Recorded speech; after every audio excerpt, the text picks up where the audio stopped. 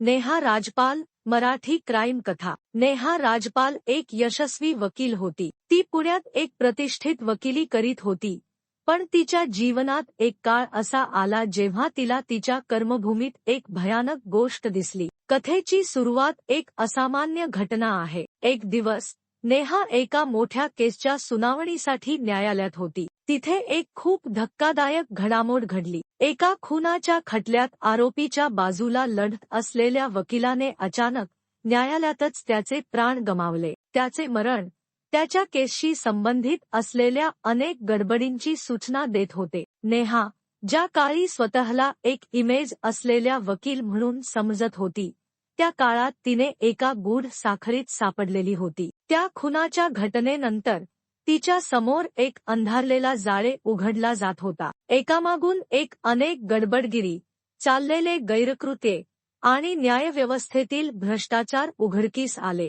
नेहा राजपालने आपली प्रतिष्ठा, आपला व्यवसाय आणि कुटुंबियापेक्षा खूप मोठ्या धोक्याचा सामना करावा लागला। तिने थांबता त्या गूढ केसाचा शोध घेतला आणि बघता बघता तिच्या समोर काही चांगले लोक आणि काही वाईट लोक समोर आले। त्या कुप्रसिद्ध वकिलाच्या मृत्यूच्या कारणावर नेहाने शोध घेतला आणि ती जणू एका घनिष्ठ भ्रष्टाचाराच्या जाळ्यात अडकली। जसेच नेहा त्याच्या छाननीमध्ये पुढे जात होती, तसेच तिला चुकता चुकता ती एक मोठी साजिश उघड करत होती। न्यायालयातील दोन प्रमुख व्यक्ती आणि दोन बड्या गुन्हेगारी गट यांच्या हातात एक छुपा षड्यंत्र सुरू होतं। त्या षड्यंत्राचे डोके बनले होते एक अत्यंत प्रभावशाली आणि समृद्ध राजकारणी, ज्याने नेहाला सत्य उघड करण्याचा धोका दिला। नेहा राजपालने सर्व संकटांचा सामना करत न्याय दिला, पण ती त्याच्या समोर असलेल्या गडबडगिरीला उघडकीस आणण्यात यशस्वी होऊ शकली का?